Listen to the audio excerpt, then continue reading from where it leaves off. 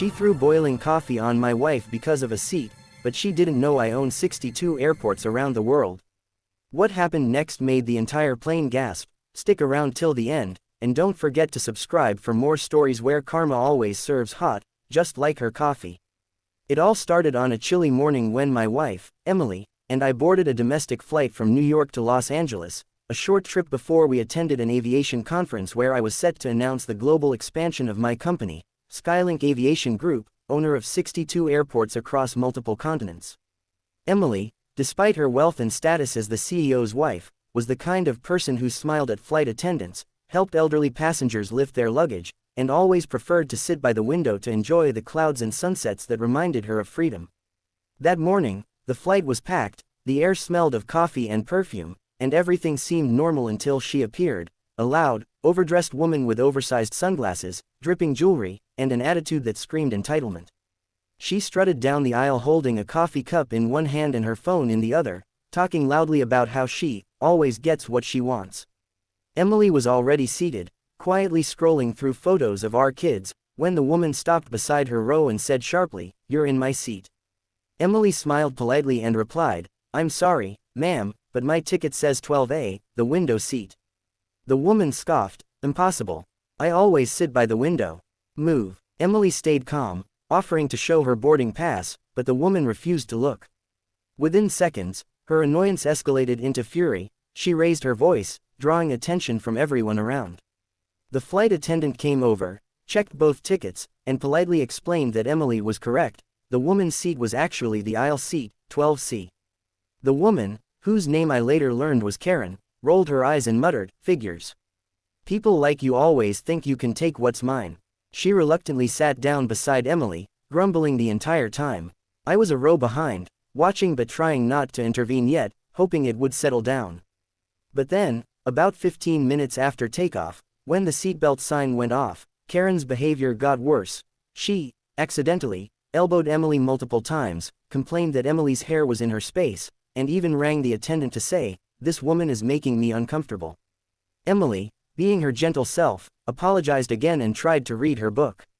But the breaking point came when the drink service began. Karen demanded extra coffee, because sitting next to her is exhausting, and when the attendant smiled nervously, Karen turned to Emily and sneered, "You don't belong in first class anyway."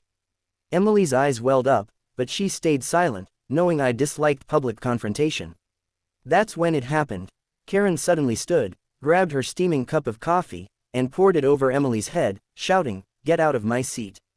The liquid splashed across Emily's hair, face, and blouse as she screamed, "It's burning me." The cabin gasped. I was out of my seat in seconds, heart pounding with fury. Before I could reach her, two nearby passengers restrained Karen, yelling, "What's wrong with you?" The flight attendants rushed to Emily, bringing cold towels, apologizing profusely. Karen kept shouting, "She stole my seat. I deserve better." The pilot was alerted, and an emergency report was filed midair. Emily trembled in pain and shock, and all I could think of was the rage boiling inside me. But I didn't raise my voice, not yet. When we landed, police officers were waiting. They escorted Karen off the plane while she continued shouting, "You'll regret this. I'll sue this airline." Little did she know that the owner of that airline's parent company was me. I stayed calm, quietly comforting Emily as paramedics treated her burns. When the officers asked if we wanted to press charges, Emily, still shaken but graceful as ever, said softly, "No, I just want to go home." But I wasn't going to let it slide that easily. I told the officers we'd handle it privately. 2 days later, after Emily's minor burns healed, I called my executive team. SkyLink Aviation didn't just own airports, we managed partnerships with over a dozen airlines, including the one we flew with. I instructed my staff to locate Karen's full passenger report and learned everything about her. She was a self-proclaimed luxury influencer, known for causing scenes for attention. Her online following thrived on drama, but this time, her tantrum had been filmed by multiple passengers and was already circulating online under the headline, "Woman Throws Coffee on Passenger Over Seat Dispute." The video had millions of views, and comments were brutal. I didn't have to lift a finger for karma to start working, but I decided to add a little push. I arranged a press release under SkyLink's corporate umbrella stating that, disruptive passengers engaging in violent behavior will be permanently banned from all SkyLink affiliated airports and partner airlines. The next day, Karen tried to book a flight to her next influencer event and was denied at every turn. She called the airline's customer service, demanding answers, and when they told her she was on the global no-fly list for assaulting another passenger, she screamed, "You can't do this to me." The representative calmly replied, "Ma'am, this decision was made by the owner of the company." That's when she realized the truth, because the article about my wife's ordeal had included a small detail someone overheard, that the injured passenger was the wife of a major aviation executive. She pieced it together and posted a frantic video online, crying, "He owns all the airports. He ruined my life." But what came next truly broke her. Her sponsors dropped her, her followers turned against her, and her reputation crumbled overnight. Meanwhile, I received a flood of messages from people who had been victims of her bullying: flight attendants, hotel clerks, restaurant servers, all thanking us for standing up to her. Emily, however, didn't gloat. She simply said, "I hope she learns kindness."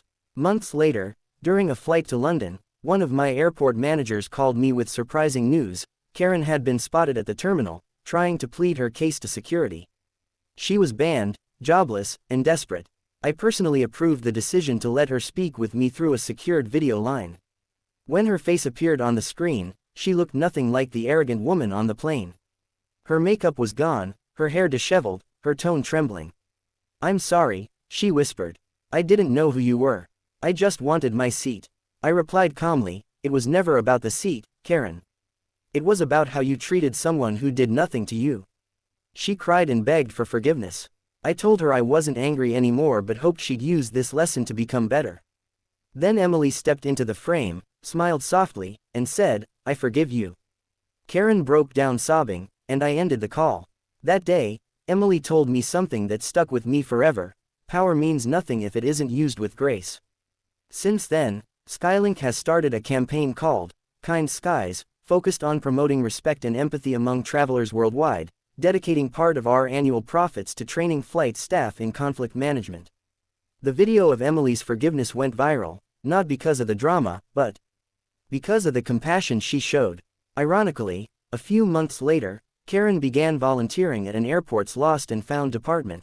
She wrote a heartfelt letter thanking us for giving her a second chance, saying she'd finally learned that the world doesn't revolve around her seat, but around how we treat the people sitting next to us.